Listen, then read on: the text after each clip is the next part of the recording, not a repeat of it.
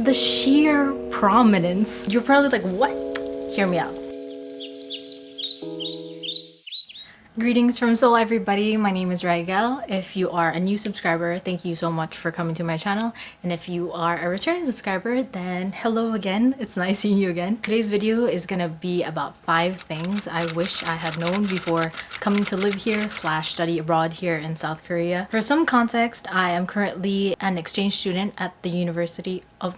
I was just about to say my home university. No, I'm currently an exchange student at Korea University. I will be here for 1 semester, and currently I have been here for a total of 3 months. That includes quarantine for 2 weeks. So needless to say, I have gathered a pool of knowledge that I had not known, even with like my fervent searching online about Korea in order to prepare for coming here. Bear in mind, this is going to be very lighthearted.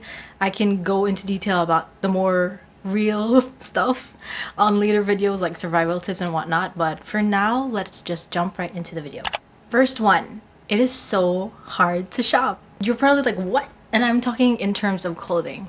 And you're still probably like, what? Because I've always heard before coming here, oh, you should go to Korea. There's so many places to shop there. It's so affordable. Everything is really cute. Hear me out. So Korea is well known for having a lot of places dedicated specifically, like streets dedicated specifically to just shopping stores, which is great, right? If you're in the market for buying some new clothes, sounds like great news. The problem I have with that is that nobody has ever mentioned, at least in the sources that I have found, that a lot of the times these stores or underground shopping malls, they don't really have the best quality of clothing. You know, it makes sense, right? The reason why there's so many is because a lot of these places are actually fast fashion places and they don't really have the best quality. But I guess it just wasn't ingrained into my mind because all I heard was, oh, good for shopping. And nobody really talked about the quality. So it's actually very hard for me to shop because I really enjoy investing my money into pieces that will actually last throughout time and won't make me uncomfortable. While there are so many so cute like tops, blouses, pants, whatever, they're everywhere.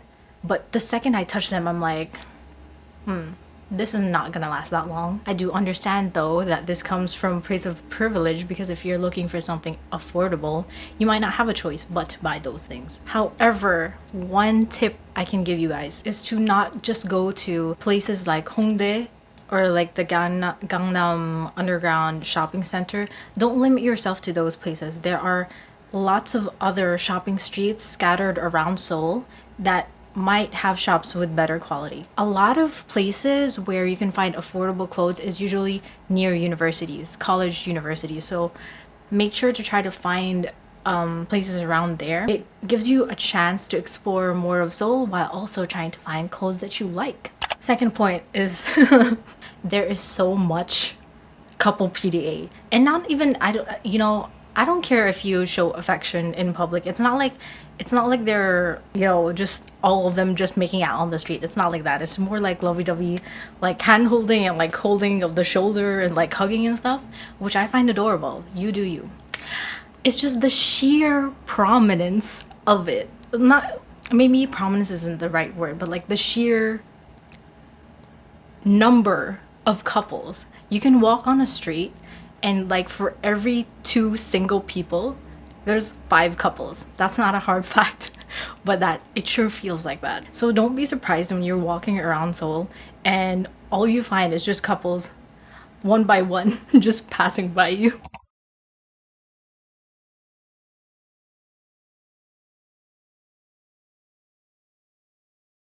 All the support to you guys, but I have never felt, real talk, I have never felt as single as I have here. Do you know what I'm saying? Like, I never really cared about my relationship status or whatever, but here I can actually like, oh yeah, that's right, I am single. So just something to take note of. Number 3 is related to food, and that is there are actually not as many mom and pop restaurants as I thought, which is like shocking to me. I imagine coming here that there would be like a mom and pop shop with just lots of authentic Korean food in every block. A lot of shops I mean restaurants, at least in my area, are meat centric shops, which is great if you love meat. But if you don't eat meat or try not to, like me, it's really hard to find somewhere to eat. A lot of times the restaurants will be Western, fast food, or meat places. Not really the typical traditional Korean like 식당, as they call it, that you would expect to find. So yeah, it's actually hard to find places to eat here that are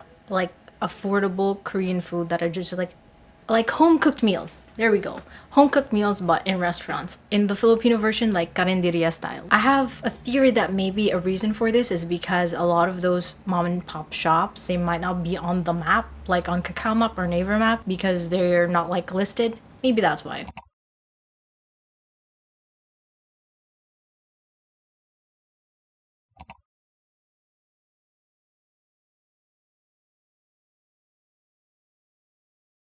Number four is also related to food, and this is quite a interesting point. Never once in my life had I had to think about the ratio between the snacks I consume being sweet and savory. See, a lot of the times, a lot of Korean snacks like chips, you know, junk food basically, will be sweet. Even the things that are marketed like garlic bread chips and stuff like that will be sweet. I guess that just leads to my main point, which is garlic bread is sweet. Garlic bread is sweet. Do not be fooled. Sometimes in the stations, when you're exiting out of the station, there will be like a mini bakery that you can buy bang or bread from. Don't be fooled. Girl, I know it smells like garlic, but you bite into it and it's sweet. Which, hey, you know, every country has their own personal taste. I'm not gonna, you know, sue Korea for liking sweet things, but it's just the sheer disappointment I feel sometimes when it's probably my own fault, where I'm expecting something to just be like, please, please be savory for once, especially bread, and you bite into it and it's just sugar on sugar. So, you know, expect that when you go to a Korean bakery. And even sometimes if you go to a Western style place and they serve you bread, also expect that it might most likely be sweet. And lastly, thank you for being here for my fifth tip, and that is cash is important. I have friends who like hate using cash because they grew up in countries where cash is not really needed. It's not really a thing. I personally lived most of my life in the Philippines where cash is very much a thing, so I'm like really used to cash. I honestly feel weird when I don't have cash coming outside of the house. If you're coming in from a country abroad, I really do recommend that you get some of your cash converted into Korean won back in your home country, so you can make sure to go to the best to the places with the best rates, or go to the bank with the best rate, so that you have some emergency money coming here. Because the most important thing is being able to load your T Money card. Wait, let me get mine. The most important thing is being able to load this, which is your T Money card, your transportation money card. You can use this on buses, subways. You can even use them in some shops like print shops where you can print your documents. You can use a T Money instead. But the thing is, you can buy this using a credit card, but you can't load it without using cash. Always. There's like no exception. If you go to a station and you want to reload because you're low on money in here, there will be reloading stations and they only will accept cash. So if you don't have time, if you're like in an emergency situation where you need to get home and use this T Money and you don't have time to go somewhere to convert your money or something, then you definitely should make sure that you have Korean won just in case. I feel like 98% of the time your credit card is okay, but for all other intents and purposes like the T Money, cash is required. And that is it, everyone. I hope you enjoyed. I hope you got something from this that you haven't learned before. These are things I definitely wish I would have been oriented on. It's not really like do or die things though, so no worries, no pressure, just lighthearted things that I wish I had known before coming here. Anyways, if you have any other video ideas from me, let me know. I'll be resuming with my vlogs very soon. I'm currently on an uploading schedule, which is kind of like every Friday, so I will try to keep up with that as best as I can with midterms and everything. So I hope you will be understanding. But anyways, thank you again for coming here. I hope you learned something today, and I hope to see you next time. Bye guys!